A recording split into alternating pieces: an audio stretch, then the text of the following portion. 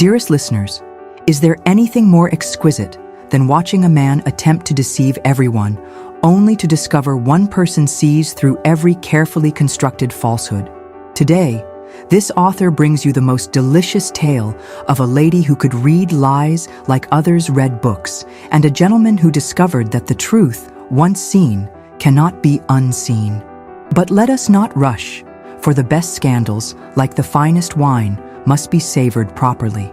Lord Henry Somerset, Earl of Somerset, possessed what society considered the perfect combination of attributes: wealth substantial enough to forgive most sins, a title ancient enough to excuse the rest, and a face that caused debutantes to walk into pillars with alarming frequency. At 28, he had mastered the art of being exactly what everyone expected him to be: charming without warmth, witty without depth, present without truly being there. This author has observed his lordship for 3 seasons now, watching him navigate society's treacherous waters with the skill of a master sailor who has forgotten why he first went to sea. He smiled at precisely the right moments, 32 seconds into any amusing anecdote, regardless of actual humor. He laughed at precisely the right jokes, always the third count after the punchline, never sooner, never later. He danced with precisely the right partners, 2 dances with marriageable ladies of appropriate rank, one with his hostess, one with a wallflower to demonstrate kindness. He was, in essence, a perfectly calibrated social automaton, and everyone adored him for it. But perfection, gentle listeners, is exhausting to maintain. This author had noticed the slight tremor in his hand after particularly long evenings, barely visible as he reached for his 3rd brandy. The way his jaw clenched between smiles, a muscle jumping beneath the skin like a trapped bird. How his eyes would occasionally drift to the doors as if calculating escape routes, measuring distances, planning retreats from ballrooms that had become beautiful prisons. The Somerset family history perhaps explained this compulsive performance. His father, the late Earl, had been a man of volcanic temper and exacting standards who believed emotion was weakness and authenticity was vulnerability. His mother, still living but residing permanently in Bath for her nerves, had long ago retreated into laudanum and watercolors. Henry had learned before he could properly walk that survival meant becoming exactly what was expected. Nothing more, nothing less, nothing real. Enter Lady Celestine Harrington, the season's reigning diamond. At 19, she possessed the kind of beauty that made poets weep and portrait artists despair. Golden hair that seemed to generate its own light source, arranged each morning by a French maid who spent 2 hours creating an effect of casual elegance. Eyes the color of spring skies, so blue they seemed almost artificial, like painted porcelain. A complexion that suggested she had never encountered anything as vulgar as weather, maintained through a regime of milk baths and crushed pearl powder that cost more than most families' yearly income. She had been educated at the finest seminary for young ladies, Mrs. Thornfield's Academy for Gentle Refinement, where she had learned to paint watercolors of acceptable mediocrity, always flowers, never anything as challenging as a human face. Her pianoforte playing caused only minimal discomfort, having mastered exactly 3 pieces, which she rotated depending on the company. She could maintain a conversation about absolutely nothing for hours without apparent strain, having perfected the art of saying words without meaning, smiling without feeling, existing without truly living. The Harrington and Somerset families had been planning this match since before either party could walk. The settlements had been discussed over port when Henry was still in the nursery, his future decided between the fish course and the fowl. The engagement was considered such a foregone conclusion that the betting books at White's had closed years ago, the outcome as certain as sunrise. Lady Celestine and Lord Somerset were London's golden couple before they had exchanged more than a dozen words, their romance written by others before they had even met. But this tale, dearest listeners, is not truly about Lord Somerset or Lady Celestine. No, this story belongs to Miss Frances Whitley, and this author confesses to a particular fascination with this most unusual young lady. Frances occupied that peculiar position of poor relation that exists as both family and servant, neither fish nor fowl, forever suspended between 2 worlds without belonging to either. At 22, She had been Lady Celestine's companion since her parents' death 5 years prior. Victims of a carriage accident on the Dover Road that also claimed their modest fortune through some legal complexity involving entailments and a vindictive cousin who inherited everything despite having never met them.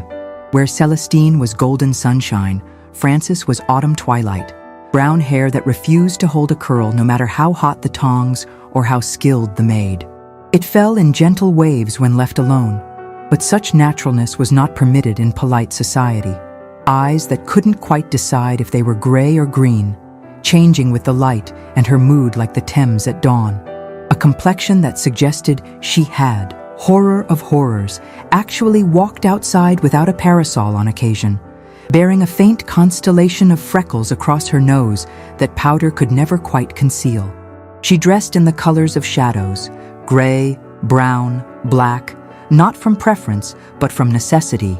Her gowns were Celestine's cast-offs, altered to be even less flattering, hemlines lowered, necklines raised, waistlines obscured, as if emphasizing her inferior position. She owned 3 gowns for day, 2 for evening, and 1 for church, rotating them with mathematical precision to avoid wearing the same dress to the same event within a month. But Frances possessed something far more dangerous than beauty, gentle listeners. She possessed the ability to see. This author cannot adequately explain this gift, for gift it surely was, though Frances might have called it a curse. Perhaps it came from years of sitting silently in corners, watching rather than participating, learning to read the subtle language of society from the outside. Perhaps it developed from necessity, learning to read the moods of those who controlled her fate, knowing when Lady Harrington's headache meant she was genuinely ill versus when it meant she was avoiding someone tiresome. Or perhaps some people are simply born with eyes that see past surfaces to the machinery beneath, blessed or cursed with clarity in a world that prizes beautiful obscurity. Adichum 1, O Fardo du Dôme. The gift, however, came with its own particular burden. This author learned from a former governess of the Harrington household that Frances had once, at the age of 18, received what appeared to be a genuine act of kindness from a wealthy matron who offered to sponsor her for a season. The lady, Mrs. Pembroke, had spoken with apparent warmth about giving Frances opportunities her circumstances denied her. But Frances saw through the beautiful words to the ugly truth beneath. Mrs. Pembroke wanted a pretty companion for her plain daughter, someone who would make the girl look better by comparison whilst being grateful enough never to outshine her. When Frances politely declined, unable to bear living a lie even for her own advancement, Mrs. Pembroke's mask slipped entirely. She called Frances ungrateful, proud, and foolish, proving that Frances's gift had saved her from months of subtle cruelty disguised as charity. But the incident left its mark. Frances learned that day that seeing the truth behind kindness could be more painful than never receiving kindness at all. It made her doubt every smile, question every gesture of goodwill, wonder if anyone had ever been genuinely kind to her without ulterior motive. The gift that allowed her to see lies also condemned her to a profound loneliness, surrounded by people whose true feelings she could never unknow. The gift had manifested early. As a child, Frances had unnerved her parents by announcing when guests were lying about enjoying dinner or when the vicar was pretending interest in her father's interminable stories about his regiment. By age 12, she had learned to keep her observations to herself after being punished for embarrassing a wealthy aunt by noting that she was not, in fact, delighted to visit, but had come only to ensure she remained in the will.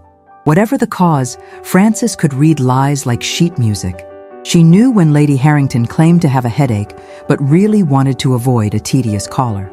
The tell was a slight flutter of her left eyelid, combined with touching her temple with her middle finger, rather than her index. She knew when footmen blamed broken china on the cat when they had been sampling the wine. They always looked up and to the right while speaking, and their voices rose half an octave. She knew when Celestine professed delight at a gift she actually despised. Her smile would extend exactly 2 seconds longer than genuine pleasure would warrant. And most dangerously, she knew every single time Lord Somerset lied, which was, by her count, approximately 17 times per average social engagement, 23 during family dinners, and an astronomical 37 during the average ball. Their first significant interaction occurred at the Pemberton Ball 3 months into the season, on an evening when the heat was so oppressive that fans were fluttering like trapped butterflies throughout the ballroom. This author was perfectly positioned behind a convenient palm. One must maintain one's observation posts to witness the entire exchange. Lord Somerset had just finished dancing with Celestine, a waltz that society declared perfection itself, though this author noticed his smile never reached his eyes and her hand lay in his like a dead fish. They moved through the steps with the passion of clockwork figures, technically correct, but utterly devoid of feeling. When the music ended, he delivered her to where Francis stood guard like a particularly plain watchtower, stationed between a wilting flower arrangement and a footman who had been sampling the champagne. He complimented Celestine's dancing, declaring her the most graceful partner he had ever had the pleasure of leading. The lie rolled off his tongue with practiced ease, polished by years of similar untruths. Francis, who had been adjusting Celestine's glove, the third finger had torn during the dance, paused for just a moment. Her eyes flicked to his face, studying something invisible to the rest of us, tracking the microscopic tension in his jaw, the forced brightness of his eyes, the way his weight shifted almost imperceptibly to his back foot as if ready to flee. This author swears she very nearly smiled. Not a full smile, but a tiny quirk of her lips that suggested she found his performance both transparent and slightly amusing. That was all. A pause, a glance, an almost smile. But Lord Somerset noticed. Oh, how he noticed. His perfectly pleasant expression faltered for just an instant, like a mask slipping before being hastily readjusted. He looked at Francis properly for perhaps the first time, seeing not just the poor relation, but the person who had somehow detected his polite fiction. His eyes widened slightly, pupils dilating with the particular alarm of someone realizing they have been observed when they believe themselves alone. For the rest of that evening, this author observed him watching her with the wariness of a man who has discovered his private correspondence has been read. He would deliver a compliment to some young lady, then immediately glance at Frances to see her reaction. He would laugh at someone's joke and check if she had noticed the laugh was forced. He was, in essence, performing for an audience of one who refused to applaud. Frances, for her part, continued her duties as if nothing had happened, but there was something different in her bearing, a subtle satisfaction, perhaps, at being noticing. She moved through the ballroom with her usual quiet efficiency, fetching fans, adjusting trains, providing handkerchiefs, but now with the knowledge that at least one person knew she was more than furniture. The second incident occurred a week later at the opera, a production of Mozart's Don Giovanni that had been lauded by critics and was therefore obligatory viewing for anyone with pretensions to culture. Lord Somerset sat in the Harrington box, playing the devoted suitor to perfection. The box was positioned for maximum visibility, second tier, center, where all of society could observe the beautiful couple in their beautiful romance. He praised the soprano's performance, declaring it transcendent. The soprano in question had actually cracked on her highest note and forgotten half the words to her second aria. Frances, seated behind them in the shadows where companions belong, one must never upstage one's betters, made a small sound. Not quite a laugh, not quite a cough, but something that suggested profound disagreement, like a cat sneezing at a particularly offensive smell. Lord Somerset turned slightly, just enough to see her from the corner of his eye. Frances was looking at the stage, her expression perfectly neutral, but her hands were gripping her program so tightly the paper crumpled. She knew he had found the performance tedious. His fingers had been drumming Wagner's Tannhäuser Overture on his knee for the past 20 minutes. She knew he was calculating how many minutes until intermission. He had checked his pocket watch 6 times. She knew, and he knew she knew, and the knowing created a strange intimacy between them, like sharing a secret neither had spoken aloud. During intermission, while Celestine held court in the box, accepting admirers like a queen granting audiences, Lord Somerset excused himself. This author, naturally, followed at a discreet distance. He did not go to the gentleman's retiring room as announced, but instead stood in a shadowy alcove, pressing his palms against his temples as if trying to hold his skull together. Frances appeared moments later, sent to fetch Celestine's spare fan from the carriage. She had to pass his alcove, and for a moment they stood facing each other in the gaslit corridor. She looked at him, really looked at him, and this author saw her expression shift from neutral observation to something approaching concern. Lord Somerset asked, his voice barely audible, if she enjoyed the performance. Frances replied that she found it revealing, not the opera itself, but watching people pretend to enjoy something they clearly did not. She asked if he ever grew tired of pretending.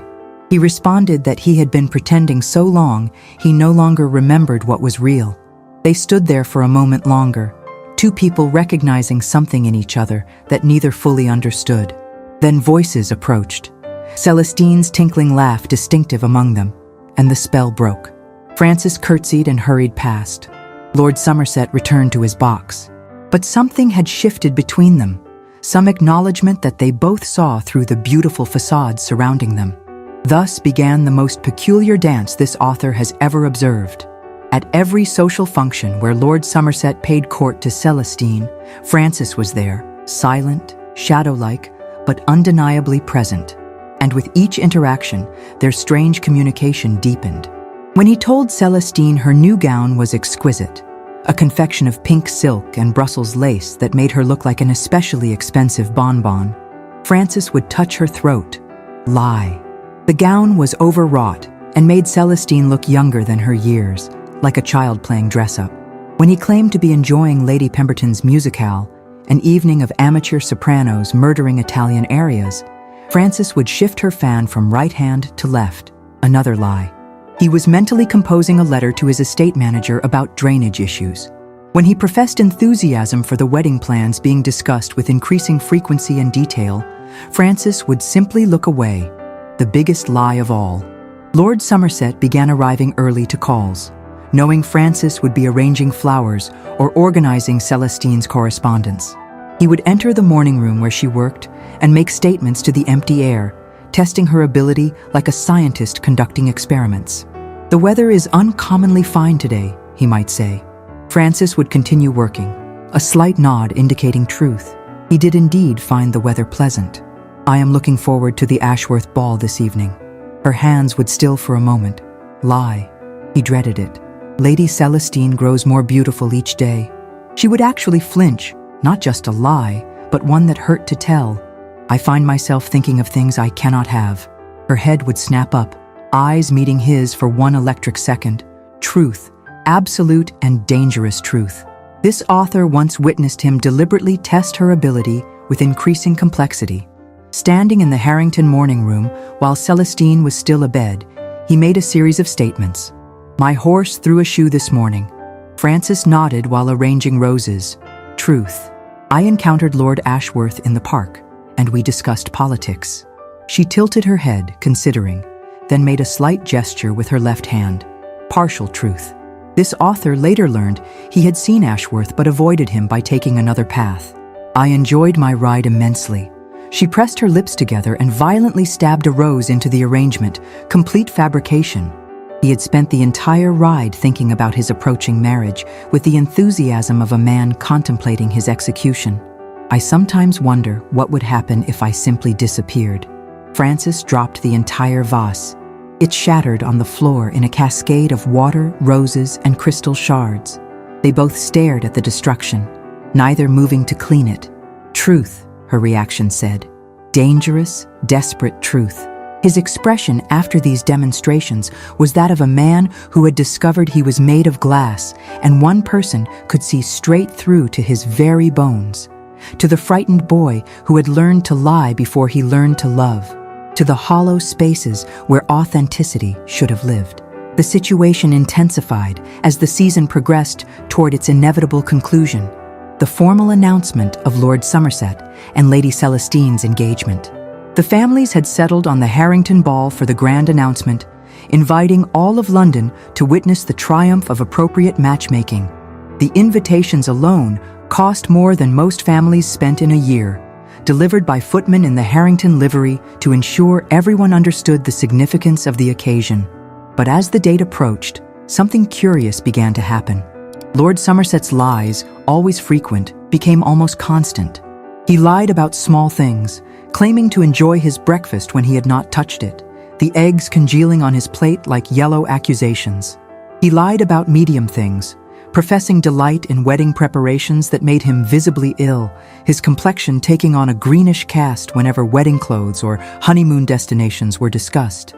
And he lied about large things, declaring his happiness to friends who asked about his impending nuptials, his voice bright and hollow as a bell with no clapper. Frances catalogued every falsehood with increasing agitation. This author observed her during this period, noting the shadows deepening under her eyes like purple bruises, testament to sleepless nights. The way her hands trembled slightly when Somerset was present, as if his lies were a physical weight she carried. How she had begun avoiding his gaze entirely, as if the burden of seeing his truth while everyone else saw his performance had become too much to bear. She began making mistakes in her duties, forgetting to pack Celestine's evening gloves, arranging flowers in the wrong rooms, serving tea with salt instead of sugar. Though this author suspects the last was not entirely accidental. Lady Harrington threatened to dismiss her twice, but Celestine, in a rare moment of perception, insisted Frances was merely nervous about the wedding and would improve. 3 days before the ball, this author witnessed a scene that still haunts her. Lord Somerset arrived for tea, and as usual, began his performance, complimenting the arrangements, praising the refreshments, expressing joy about the upcoming announcement. Frances stood in her usual corner, but instead of her typical subtle signals, she began to shake. Not dramatically, but a fine tremor that started in her hands and spread through her entire body. She was drowning in his lies, suffocating under the weight of truths only she could see. When he declared, with particular emphasis, that he had never been happier, Frances made a sound, half sob, half laugh, and fled the room. Lord Somerset's carefully maintained mask slipped entirely, revealing beneath it such raw anguish that even oblivious Celestine noticed. Adicion 2, a luta interna di Henry. The night before the Harrington ball, this author's most reliable source, Lord Somerset's valet, a man of impeccable discretion who owed this author a favor, reported a scene of remarkable intensity. His lordship had locked himself in his study at precisely 9 o'clock with a bottle of the finest French brandy and strict instructions not to be disturbed. The valet, concerned when no sounds emerged for hours, peered through the keyhole, a breach of protocol he justified by genuine worry for his master's welfare. Lord Somerset sat at his desk, the brandy untouched, surrounded by a sea of crumpled paper. He was writing letter after letter, each beginning with "Dear Lord and Lady Harrington," before being violently crossed out or torn to pieces. One draft, the valet reported, had gotten as far as, "I regret to inform you that circumstances beyond my control prevent me from," before being crushed into a ball and thrown into the fire. Another read, "The honor you do me by entrusting your daughter," before meeting a similar fate. For 6 hours, Lord Somerset wrote and destroyed, as if trying to find words that could free him without destroying everyone else. At 3 in the morning, he finally stopped writing. He sat staring at the blank paper before him, and the valet swears he saw his master's lips move in what might have been a prayer or might have been an apology to someone not present. He then burned every draft, watching the evidence of his struggle turn to ash, before finally drinking the brandy in one long swallow and retiring to bed. The crisis proper came a week before the ball, but after that tortured night. This author had positioned herself strategically in the Harrington Library, research for a novel, you understand, when Lord Somerset entered, clearly seeking solitude. He did not notice this author behind the substantial mythology section. 12 volumes of Greek myths provided excellent coverage. But he did notice Frances, seated in a window alcove with a book of poetry. The late afternoon light painted her in shades of gold and amber, transforming her ordinary features into something almost ethereal. She was reading Keats, this author noted, Ode on a Grecian Urn. Rather appropriate, considering they were both trapped in a beautiful static tableau. For a long moment, they simply looked at each other. The air between them fairly crackled with unspoken words, suppressed truths, impossible possibilities. Then Lord Somerset did something unprecedented. He crossed the library and sat beside her, not properly at the other end of the window seat as propriety demanded, but close enough that she could feel the warmth radiating from his body. He asked if she enjoyed reading poetry. Frances responded that she found it revealing. Poets, she observed, told the truth even when they meant to lie, their metaphors betraying what their words concealed. He asked if she thought all men were liars. She replied that all people lied, but some lied to others, while some lied to themselves, and she found the latter far more tragic because they became prisoners in cells of their own making. He asked what she saw when she looked at Celestine. Frances considered before answering that she saw a lovely girl who had never been required to be anything more, who was perfectly content with her beautiful surface because no one had ever suggested she look beneath it. He asked, with sudden intensity, what she saw when she looked at herself. She was quiet for so long that dust motes had time to complete entire journeys through the afternoon sunlight. Finally, she said she tried not to look at herself at all, that it was easier to be invisible than to see what others refused to notice. He asked, with a directness that made this author hold her breath and nearly reveal her hiding spot, what she saw when she looked at him. Frances was silent for even longer this time. When she finally spoke, her voice was barely above a whisper, but each word fell like a stone into still water, creating ripples that would spread far beyond this room. She said she saw a man drowning in his own performance, who had played a role so long he had forgotten it was a role. She saw someone who had learned to lie before he learned to speak truth, who had been taught that authenticity was weakness and conformity was survival. She saw a man about to lock himself in a beautiful prison and throw away the key, condemning not just himself, but everyone around him to lives of polite misery. She saw, she said, someone she recognized because she too had learned to hide her true self, though for different reasons. Where he hid behind perfection, she hid behind plainness. Where he performed brilliance, she performed invisibility. They were, she suggested, opposite sides of the same counterfeit coin. The expression on Lord Somerset's face was that of a man hearing his death sentence read aloud in a language he finally understood. He stood abruptly, his body rigid with suppressed emotion, bowed formally, and left without another word. Frances remained in the window, the poetry book trembling in her hands, looking as if she had just confessed to murder and was awaiting judgment. This author remained hidden for another hour, partly from discretion, but mostly from shock at what she had witnessed. It was one thing to observe attraction, even inappropriate attraction. It was quite another to witness two souls recognizing each other across an impossible divide. The Harrington ball arrived with all the pomp society could muster. No expense had been spared. The ballroom was transformed into a vision of white and gold, with enough orange blossoms to supply every wedding in London for a year. Their scent was so overwhelming that several ladies required smelling salts before the dancing even began. Crystal chandeliers blazed with enough candles to turn night into day, and an orchestra of 30 musicians had been imported from Vienna for the occasion.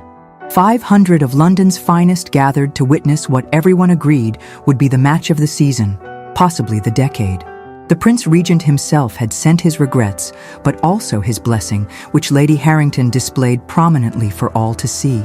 This author secured an excellent position with clear views of all the principal players, having arrived unfashionably early to claim the best vantage point. Lady Celestine looked radiant in white silk that cost more than most people's annual income, embroidered with seed pearls and diamonds that caught the light with every movement. She resembled nothing so much as a fairy tale princess, which was, this author supposed, exactly the point.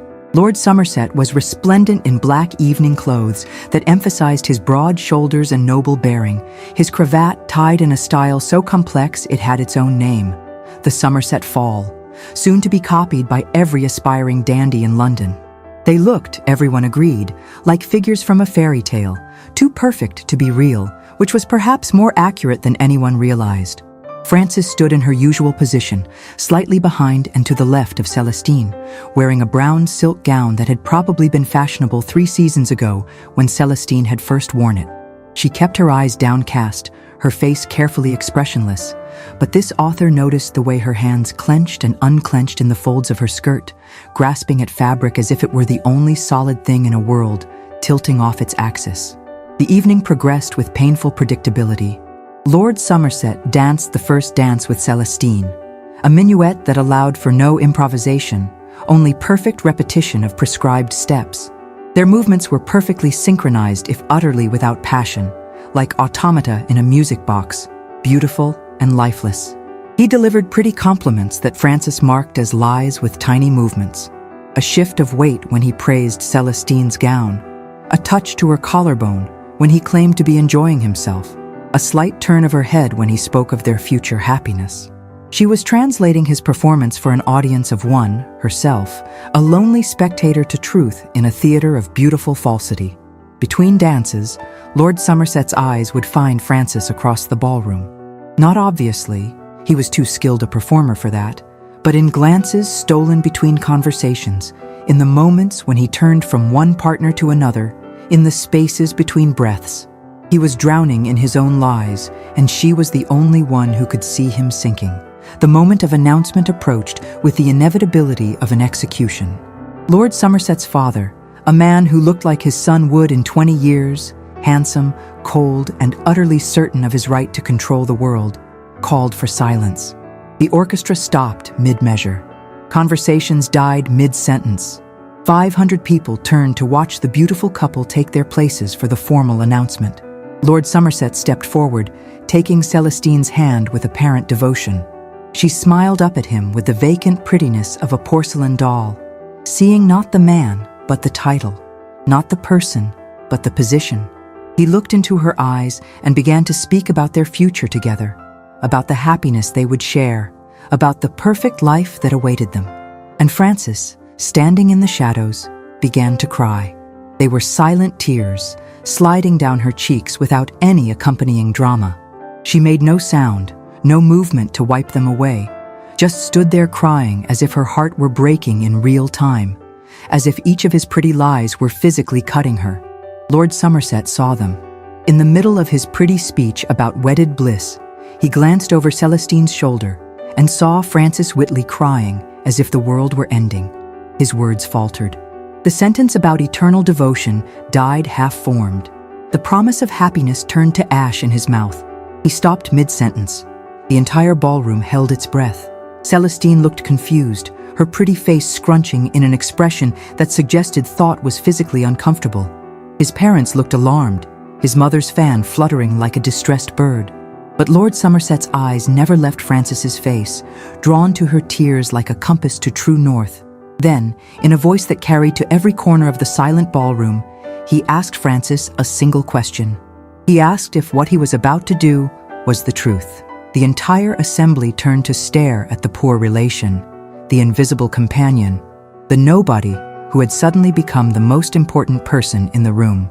Francis looked at him through her tears, and everyone watched as her mouth formed a single word. No. The word seemed to echo in the silence, bouncing off crystal chandeliers and golden walls, growing louder with each reverberation until it filled the entire space. No. Such a small word to destroy so many carefully laid plans. Lord Somerset released Celestine's hand as if it burned him. He turned to face the assembled crowd, and for the first time in this author's observation, his face showed genuine emotion, raw, painful, and absolutely real. He apologized, not the pretty polite apology of society, but a genuine expression of regret that seemed to come from his very soul. He could not marry Celestine, he declared, because it would be the greatest lie he had ever told, and someone had finally taught him that lies, no matter how beautiful, were still lies. He spoke of years spent performing a role written by others, of suffocating under the weight of expectations, of nearly losing himself entirely in the pursuit of being what everyone wanted. He looked at Francis again, and his voice broke slightly as he said that sometimes it took someone who could see through all your lies to show you the truth of who you really were. Sometimes salvation came not from those who accepted your performance, but from the one person who refused to applaud. The uproar was instantaneous and spectacular. Lady Harrington swooned with such violence she nearly knocked over a footman who had to catch her while balancing a tray of champagne. He managed both, earning himself a raise he would never receive. Lord Somerset's father turned an alarming shade of purple that suggested apoplexy was imminent. His mother gripped her fan so tightly it snapped, sending ivory pieces flying like shrapnel. But the greatest surprise came from Celestine herself. Instead of tears or hysteria, she laughed, actually laughed, a genuine sound this author had never heard from her before. She announced, with remarkable composure and volume, that thank heavens someone had finally said it because she had been in love with Mr. Theodore Bentley for 6 months and hadn't known how to tell anyone. Mr. Bentley, a second son with a modest income but genuine affection, nearly fainted from shock and joy combined. In the chaos that followed, and chaos it truly was, with matrons fainting, gentlemen shouting, and at least one dowager declaring this was why she preferred the last century, Frances disappeared. She simply vanished from the ballroom like smoke, leaving only a damp handkerchief on the chair where she had been standing. Lord Somerset searched for her everywhere. The garden where couples usually conducted assignations, the library where wallflowers traditionally hid, the servants' quarters where someone of her uncertain status might retreat. But Frances Whitley had perfected the art of invisibility over years of practice, and when she did not wish to be found, she became truly invisible. She left only a note, delivered to his residence the next morning by a crossing sweeper who had been paid a whole shilling to ensure its delivery. This author's sources, and they are impeccable, suggest it read, "You asked what I saw when I looked at you. I saw a man capable of truth, if he could only remember how to speak it. You remembered. Now forget me and live honestly. There is no place in your true life for someone like me. Be free, be real, be happy. That is all I ever wanted for you." But Lord Somerset, having finally learned to tell the truth, could not lie to himself about Frances Whitley. The truth was, and he knew it with the same certainty that Frances knew lies, that she was not meant to be forgotten. She was meant to be found, pursued, convinced, and loved with all the honesty he had just discovered he possessed. He spent the next 3 weeks searching for her with the dedication of a man possessed. He haunted employment agencies, leaving his card with instructions to contact him if anyone matching Frances's description sought a position. He questioned every companion in London, describing her with such detail and passion that rumors began to circulate about the Earl of Somerset's mysterious obsession. He even hired a Bow Street runner, Mr. Josiah Cribb, a man who could find anyone in London if they drew breath. But Frances had learned from the best. Years of making herself invisible had taught her how to disappear entirely when necessary. It was, ironically, her gift that gave her away. Mr. Cribb, a clever man who understood that everyone left traces, began investigating not Frances herself, but instances of unusual perceptiveness among servants and shop workers. He heard about a young woman working at a bookshop near Bloomsbury who had caught 3 different customers attempting to pass counterfeit coins, who knew when people couldn't actually read the books they were purchasing, who could tell when someone was buying a gift for a mistress versus a wife. Lord Somerset found her, finally, at Hartley's Books and Rare Manuscripts, a small shop squeezed between a milliner and a tobacco merchant on a street too narrow for proper carriages. She was cataloging a deceased scholar's library, surrounded by towers of Latin texts and Greek philosophy, looking more at home among the dead languages than she ever had in living society. This author was fortunate enough to witness their reunion through the shop's conveniently large front window. Research for a scene in a novel, naturally. The bell above the door announced his entrance with a cheerful tinkle that seemed to mock the gravity of the moment. Frances looked up from a first edition of Plato's Republic, and for the first time since this author had begun observing her, her face showed complete, unguarded surprise. She had not expected him to find her, had not thought herself worth finding. For a moment, neither spoke, the air between them thick with everything that had happened and everything that might happen still. Lord Somerset spoke for nearly 10 minutes without pause. This author could not hear every word through the window, but the gesture was clear. It was a confession, a declaration, a plea.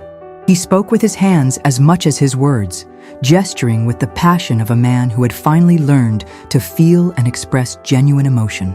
He told her, this author later learned, that he had spent 3 weeks seeing clearly for the first time in his life, and what he saw was that everything real and true and valuable centered on her.